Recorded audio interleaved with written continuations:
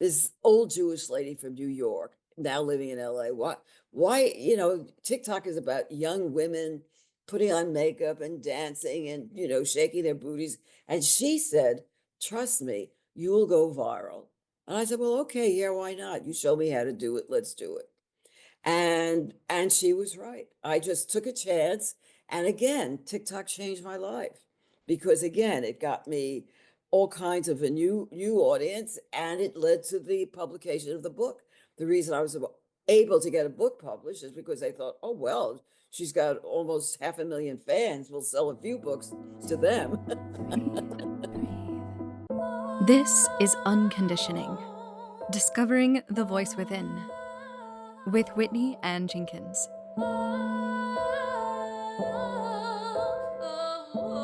Hello and welcome to the 106th episode of Unconditioning, Discovering the Voice Within, where I bring on guests and we talk about the inner authentic voice and the challenges and the rewards that come from following it.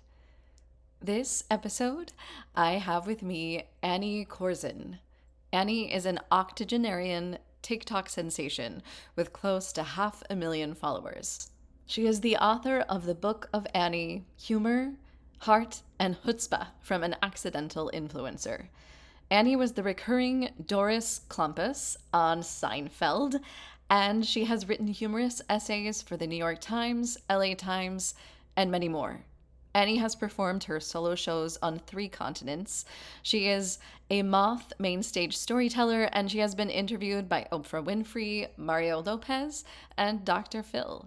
I had a lovely conversation with Annie. She is full of energy and wit and wisdom, and I'm really excited to share this episode with you. So here is Annie Korzen. One of the first things that I like to ask my guests, because of the nature of my podcast, it's called Unconditioning. So it's about following your inner voice and your intuition. And I I'll like that. I'll do Mhm. a separate bio introduction of you after our conversation, so I don't have to be like, "Hey, Annie, tell me everything about you in your life," because I Okay. want to reduce you into a couple paragraphs, because I'm Okay. sure you have a lot more about you than just a biography of I your. appreciate that. Yeah. Okay. So one of the first things that I like to kind of dig in because of the nature of your career and your life and what you've been through. When is the first time that you realized that you had an inner voice of your own? Can you remember a time when you recognized that there was something within you that you were able to follow? I have to think about that. Well, I'll tell you, in a sad way, unfortunately, uh, my mother, this is not a very pretty story. My mother told me, well, you're not very good looking, so you'll have to develop your personality. And I Oh, took that quite seriously. And I realized very early on that I could make people laugh. And that's been a strength of mine always and still is to this day, both socially and professionally, that I knew that there was something in me that people could respond to, and because I wasn't going to get by in my looks. So it sounds a little mean. It was a little mean for my mother to say that, but in a way, it's been a blessing because women who depend on their looks, after a while, that fades. And then what have you got? Whereas I've still got my humor, I've still got my brains. And so I'm still using, using that gift. yeah, absolutely. Do you remember the first time that you used that in a situation to your advantage when you were aware of using humor to get you through a situation or make. I have to think about that. I'm not sure because it's really been a lifelong skill that I've Right. had. So it really has been all my life, all my Mm. life. Uh, the other thing is that I have always been, well, what's interesting with me is I'm now 86 years old and I'm suddenly very popular. I have almost 500,000 followers on TikTok. I've also started a YouTube channel, which is growing, and I'm working as an actress and I'm working as a writer and as a teacher. But uh, all of my life, I have been criticized for being too talkative, too opinionated, too blunt about and I always apologize for that. And the strange thing is that now, at this age, I'm being celebrated for those same qualities. My fans are telling me, oh, we love your voice. We love hearing you talk. We love your opinion. You're so inspiring. You're so uplifting, blah, blah, blah. So, one of the themes of my book, really, the Book of Annie, Yeah. Humor, Heart, and Chutzpah from an Accidental Influencer, one of the themes of my book is do not be imprisoned by other people's negative opinions of you. Hmm. Because we all have people who say to us, oh, you're too this, you're too that, you should change this. You're too fat, you're too skinny, you're too shy, you're too. And I think we have to, unless we're harming other people, I think we have to own who we are. I regret now that I apologize. If now I think if I were younger and somebody says, you're very talkative, now I would say, that's quite right. And if you listen to what I have to say, you might get something from it instead of apologizing, you Right. know. Does that resonate with you in any Absolutely. way? Absolutely. Yes. So following your authenticity has finally paid off for you after all these years. Exactly, Uh, exactly. And it's funny that you use that word because when my fans stop me on the street, they're usually very, very young. A lot of my fans are in their 20s. And I don't understand. And I say to them, well, what is it? Why do you have any interest in what I have to say? And that's the word they often use. They say, because you're authentic. Now, what do you think they mean by that? I'm not even sure what they mean. Do they mean because I'm honest, because I'm who I am? What does that yeah. mean to be Yeah. authentic? I think you're comfortable in your skin and you're not apologizing for showing up and sharing your light as you are That's just right. saying. Yeah. So I actually have like one thing that I'm curious about because you said that there was a lot of resistance to your authenticity when you were younger. What was the thing within you that kept you going forward, especially like with all of the opinions and negativity? Two things. First of all, I think I'm very stubborn. I think I'm just stubborn and I just keep trying. And I just thought, I think I have something in me that's worthwhile. And somehow I will find the world to agree. And it took me all of my life to accomplish that.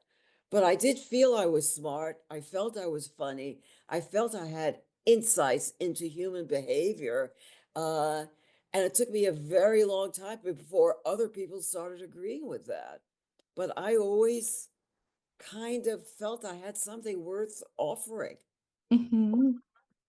Were you guided by someone to feel that way, or do you feel that was something that you had within you intrinsically all your life? Well, I managed to find people. I was always an outsider in many different ways. But when you're an outsider, one of the strengths of being an outsider is you find other outsiders to hook up with. So I've always had a very strong support system of family. I have a husband, I have a loving family, I have friends who get me and who respect me for who I am. So that kind of strengthened me. I don't think I could have done this alone. I don't think you do too much alone unless you're maybe a great artist or something, but in what I do, being a writer and a humorist and an actor, you have to have people around who give you some support.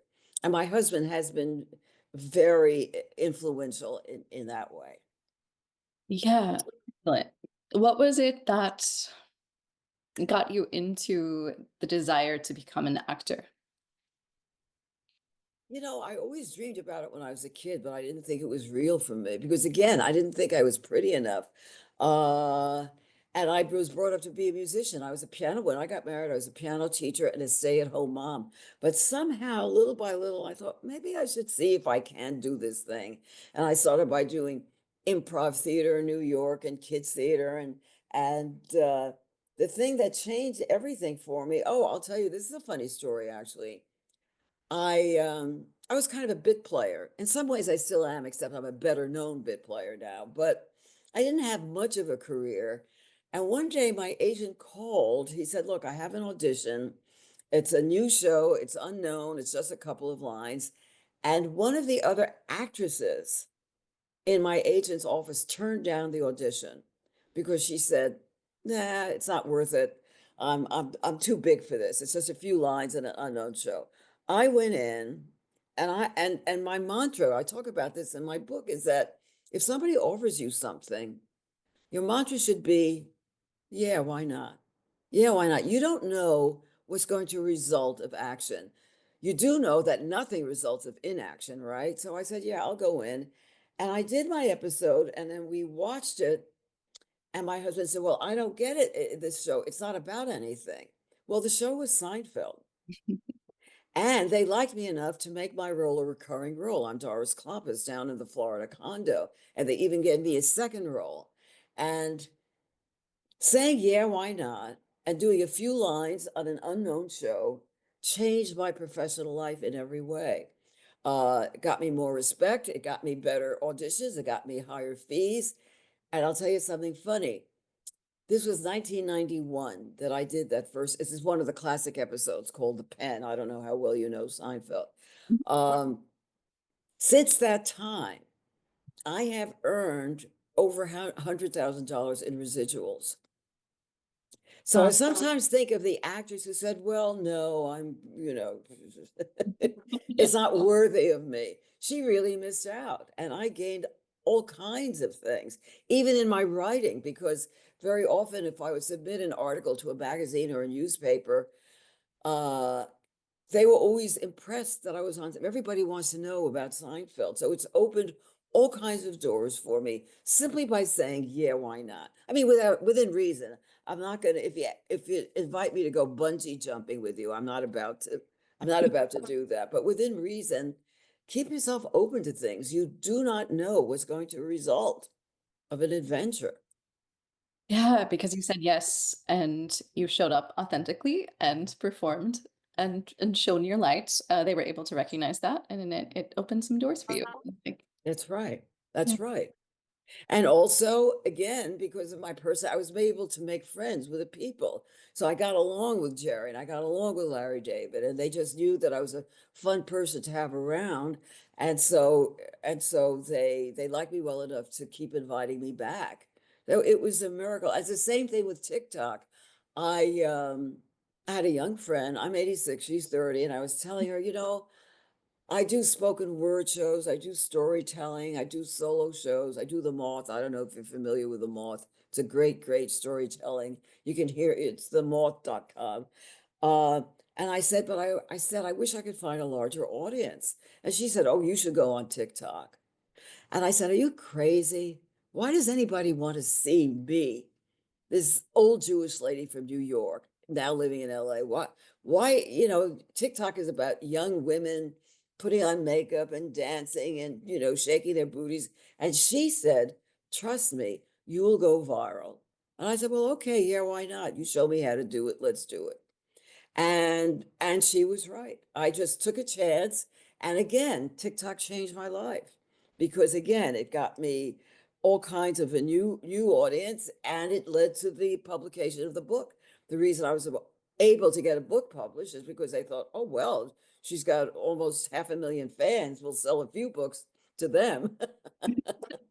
So it's like Yeah, dominoes. Everything keeps affecting it. Everything you do affects everything else. absolutely. What was it that brought you to LA from New York? Showbiz. I wanted to be on television, and that this is where TV is. And my husband is also in the business, and it was scary. It was not an easy. You have to find your courage. I'm not a courage. I don't think of myself as a courageous person in many ways. I'm very phobic. It's one of the things I talk about. I'm afraid of a lot of things. I'm claustrophobic. I'm afraid of cars and trains and planes, but um, moving to LA was one of the bravest things we ever did because I left my support group, my friends and family, and I love New York and I hate cars and I don't like the suburban lifestyle. I'm very much an urban creature. But I thought, but I want to get work and this is what I'm going to have to do. Now, after all these years, I've developed groups here and a social life and a wonderful circle of colleagues and friends. And I have a very pleasant life here, but that took years. I had very many lonely years while I was just sticking it out, trying to have a career, which wasn't happening, and trying to have a life, which wasn't happening. But again, I'm stubborn. I'm just stubborn. Yeah, that was a very brave decision, which is why I wanted to ask you that. And did you find how did you find your authenticity moving from New York to LA? Was it the people that you surrounded yourself with? It took a while. It took a while, but I did finally develop. It's funny. Most of my friends in LA are ex-New Yorkers because we speak a certain language which Californians don't. And so, but I managed to find my group, and I reached out to neighbors, and I reached out to colleagues, and I'm in the storytelling world. So we have storytelling is a wonderfully Mm. supportive community. We show up for each other. Uh, but all of these things took years, years to develop. I am the opposite of an overnight success. I mean, I wish that I had been doing in my 40s what I'm doing now, but it happens when it happens, right? Yeah. What does storytelling mean to you? Well, when I say storytelling, it's really in a way, it's a new literary form. I don't know if you're familiar with David Sedaris. He's kind of the best known storyteller right now. Although a better one, women always take second place, is really Anne Lamott, if you've ever read anything by Anne Lamott. These are people who reveal, how shall I say, when I perform in a spoken word show, it's a bunch of people who are telling personal, humorous essays about their lives. It's like a 10-minute story, something that happened to you in your life. I actually teach that as well. I just taught it at a college out here, Emerson College, the craft of storytelling. But it's kind of new, so it's hard to, not everybody knows what it is. But I love it. It's a short form way of sharing yourself. So I might tell a story about my postpartum depression. I might tell a story about my son's wedding plans, which I was not in favor of. So they're short stories about my life, but if they're true and if they're honest, then other people respond to them. If you're true and I'll give you an example. When I was traveling with the Moth, and we went to Boston, and I was very thrilled. We did a storytelling show at the Schubert Theater in Boston. It's the oldest theater in the country. Wonderful red velvet seats, beautiful old theater. And I was very nervous because Boston is known to be a very Irish Catholic town. And my story was about my son's Jewish wedding. And I thought, oh my God, I'm going to bomb big. These people are not going to get me. They're not going to understand anything I'm talking about. And guess what? I was the hit of the show.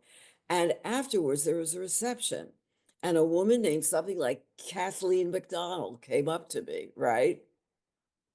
And she said, I so understood that story. My son is having a big church wedding in a couple of months, and I'm going through every single thing that you went through. And I was very moved by that. I was very touched by that. And again, it reminded me, if you speak your truth, Mm. your audience isn't just the audience that's exactly like you. It can reach people who have a different background than you do, but it's still, there are certain universal truths about being a mother, about being a grandmother, about being a wife, about being dating. And these are all the things I talk about in my book about how to Yeah. live, how to Mhm. find love, how to experience love. Uh, and Right. so I've discovered uh, one funny thing is on TikTok, I look at my comments, and the best comment I ever got, it really brought me to tears, said, I do not understand why I resonate so deeply with an American Jewish woman in her 80s. I am a 16-year-old Afghan boy. And that just blew me away. A Mhm. 16-year-old boy in Afghanistan is valuing what I have to say. That to me is a miracle. After a lifetime of being told I talk too much and I'm too opinionated. Yeah, that's one of the things that I really love about doing this podcast and having people giving them the ability to share their story is that I'm finding that the more vulnerable and intimate they are with their experiences, the more universal it is, and people resonate it with you, like as you said. Um, Absolutely. yeah. Absolutely. And I think, how does that translate also into acting for you? Because I think a lot of people think of acting as pretending, but in reality, I think because I have some training as an actor too. It's Oh, always good. about like finding the truth. Yeah. Well, I like, yes, it is about finding the truth. It's about finding yourself in the character. I Yeah. mean, a lot of actors approach things in different ways. As you know, there are many different techniques.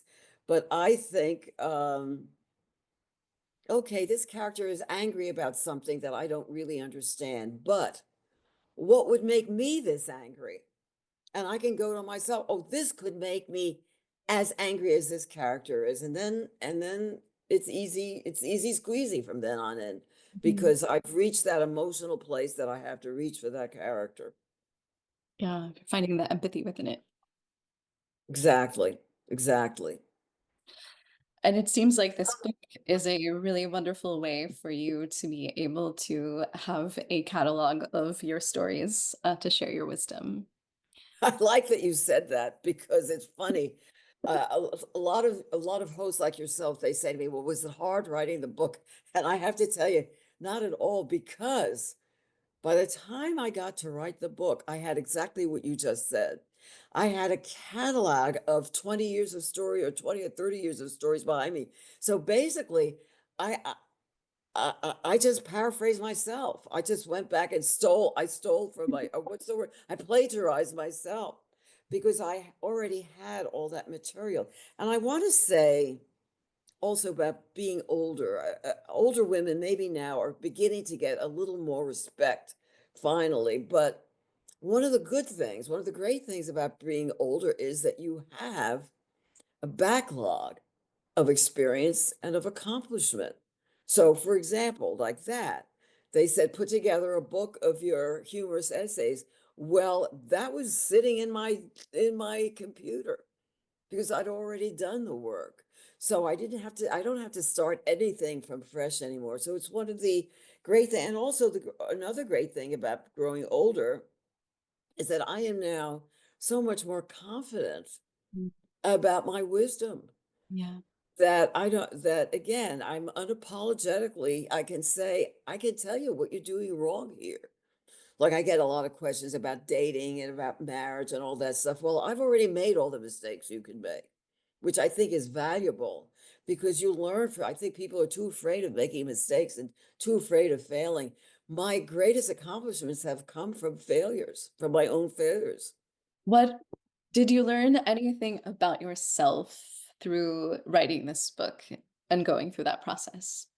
Uh, Maybe not from writing the book, but I learned something about myself.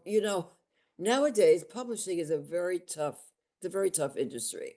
And selling a book is hard enough. The real work comes, what I'm doing now after the book is sold, is finding an audience. Because unless you're a very, very famous person, the publishers don't do anything to support you. They do practically nothing. So all my PR I've done myself. And I've gotten podcasts, and I've gotten interviews, and I've gotten whatever I can do. Um, and again, I'm stubborn, so I haven't given up on it. I was annoyed at first. I was very disappointed when I saw how little the publisher was doing, but then I thought, okay, they're not going to do it. I will do it myself. And I have been, and it seems to be working. And I'm building up and building up, you know, uh, an audience as we go. Um, so I realize now again that I'm unstoppable. So I just have to live until I'm 100 so I can enjoy the fruits of all this labor. Yeah. Yeah, absolutely. And you're doing the work of your life. You're sharing the work of your life, and no one else is going to do that as passionately as you're going to be able to do That's that. so funny. That's so funny again, Whitney. You're putting your finger on a lot of very cogent things. When I when I at one point before the book came out, we sold the audio rights. And would you believe the audio publisher said, if you want to read the book yourself, we're going to have to ask you to audition. And I thought, what?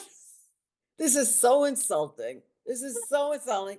And for the only time in my life, I said, no, I won't do that. Because I thought, who are you going to get to read the Book of Annie? Helen Mirren? I mean, who's going to? But what I did instead, again, because I'm older and I have accomplishments behind me, I simply sent them links to previous work done I had done, previous audio work that I had done. And so they hired me. But, Wow. there's always an opportunity for somebody to insult you. And that's just, if you, especially if you're a woman, I'm sorry to say, especially if you're a woman, like about being older, I'll be in a restaurant with my husband, and the waiter will say to my husband, would you care for a cocktail, sir? And then he'll turn to me and say, and how about you, young lady? And I Mm, find that so condescending and so insult. I know he means well, right? Uh, if my husband is sir, why am I young lady when I'm clearly not a young lady, you yeah. know? So I try gently to correct them to say, but anyway, what I mean is there are all kinds of ways that particularly women can be insulted, and you can learn from it, you can correct them, there are different ways that you just have to decide at the moment which is the most comfortable way to deal with it. Do you let it go? Do you respond? Do you try to teach them something? Um, Yeah. Yeah. Sometimes being quiet is the best thing that you can do. Sometimes it's just not worth it. Exactly. And then I've learned I don't get too much, but occasionally, because there are trolls out there, sometimes I'll get a very, very ugly comment on on TikTok. Really ugly, really hideously insulting. And my impulse is to want to engage, but I do not. I do not answer the trolls. But what I did once, I did a TikTok addressing old trolls. And I Mm. said, once in a while, some of you send me very vicious, very insulting messages, which I do not respond to. But here's what I think about trolls. Imagine a person sitting, I'm guessing alone, sitting alone, sending vicious insults to people they have never met and who have never harmed them. What makes a person do that? And I have an answer to that. The person who does that is someone who did not get enough love in their life, because people who feel loved do not do that. Does that resonate with you? Absolutely. Yeah. I feel like the people who spend time on social media online who seek for validation are people who need to find the validation within themselves. Right, right. But why do it in such a negative, evil way? Well, it's this anger. They're bubbling over with anger and Yeah. resentment. Again, I think because they do not feel loved. And also, I think because it is in a different portal or dimension of online, they feel like there are no consequences. Yes, you're right. Exactly. It's anonymous. They wouldn't say it to my face probably if I met them, but they feel safe because of the anonymity of being online. No, you're right. And it's too bad that we have that kind of ugliness in our lives, but it's modern life. Yeah, and I'm sure that there were different ways before social media that appeared as well, in life and experiences that you've had going through life. It it showed up. How has that changed? Well, but I don't think I ever experienced getting attacked by total strangers. I'm not sure that that ever happened. There used to be something, I know an expression, but I don't remember what it refers about getting a poison pen letter. Are you familiar with that expression? You're Mhm. probably too young. There used to be something called a poison pen letter, and I think that meant you would get an anonymous letter in the mail that was full of a hateful message. I mean, that never happened to me, but I guess that's the before the internet, I guess that's the way people did things, but it wasn't very common. It's not as common as now when anyone can say anything to anybody and get away with it. Um, so it is too bad. Yes, it's one of the unfortunate things about modern life that people are able to express their their anger that way. But it's also given you an opportunity to find a brand new audience and write a book and share everything. Totally, Yeah, there's a totally. contrast to everything. And the other side of it is that that most of the messages I get are incredibly loving. I laugh. Oh, you're my queen. You're my icon. I want to be you when I grow up. Oh, I wish you were my grandma.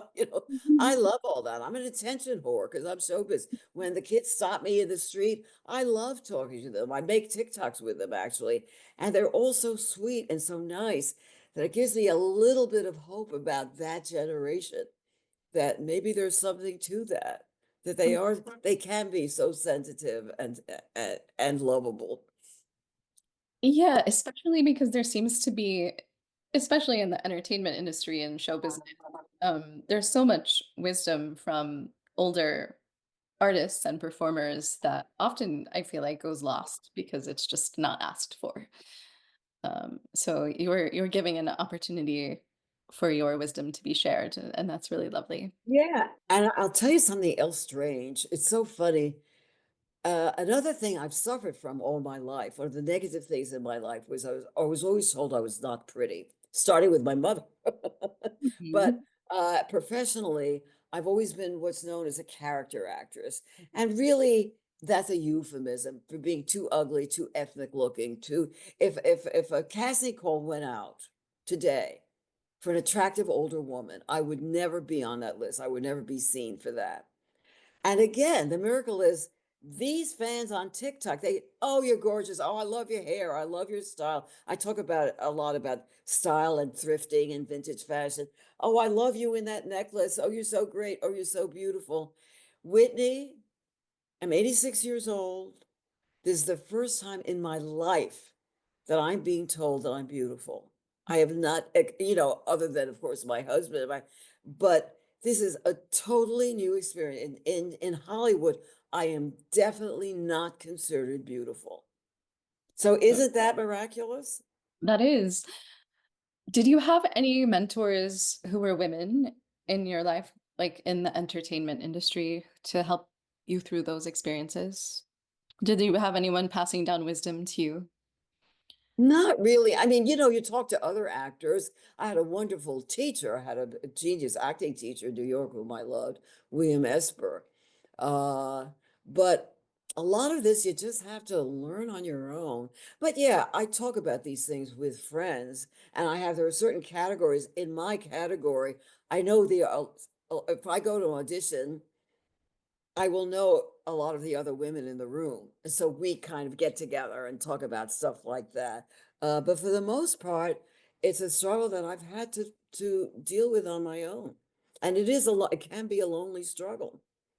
Mhm.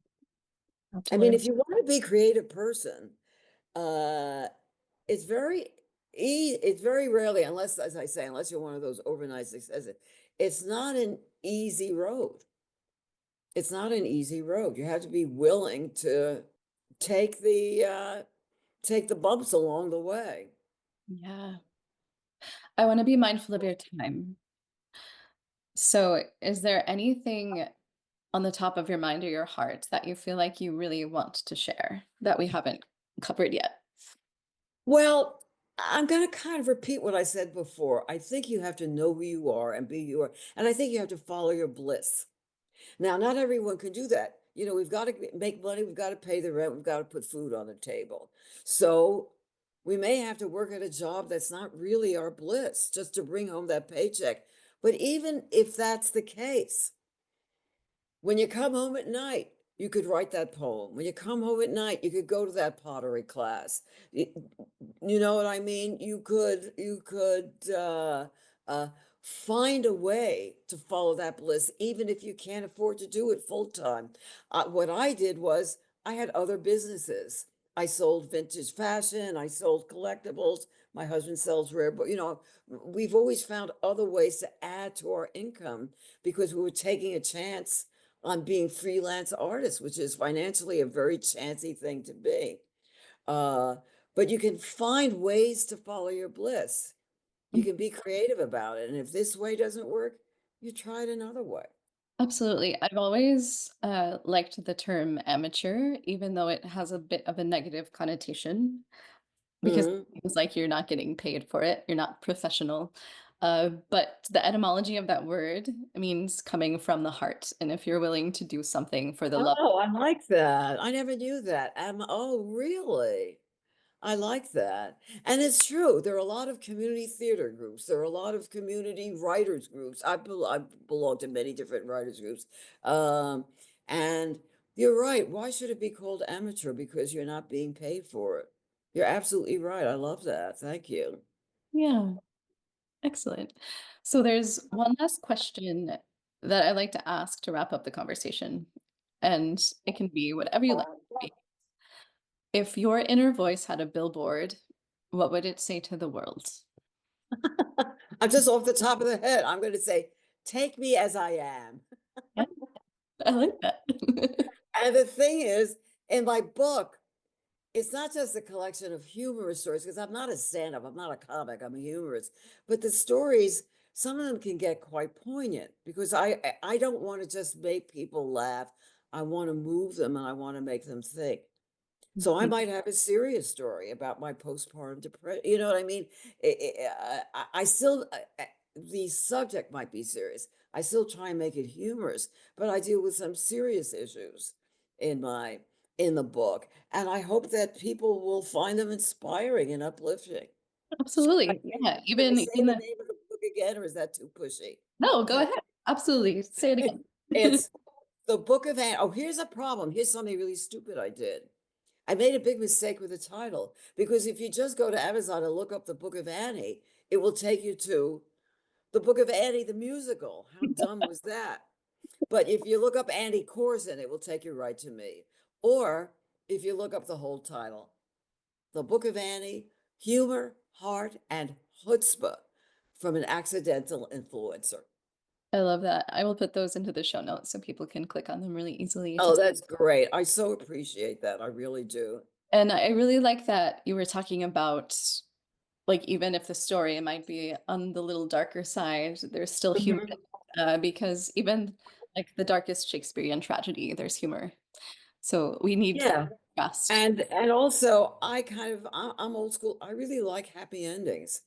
I'm not going to tell you a dog, a story that ends and the dog died.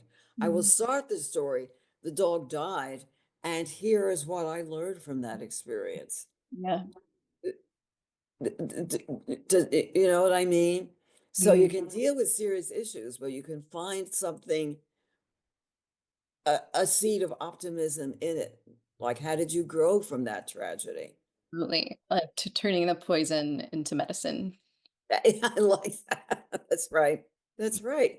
Absolutely. Yeah. Well, thank you so much. Yeah, for Oh, my pleasure.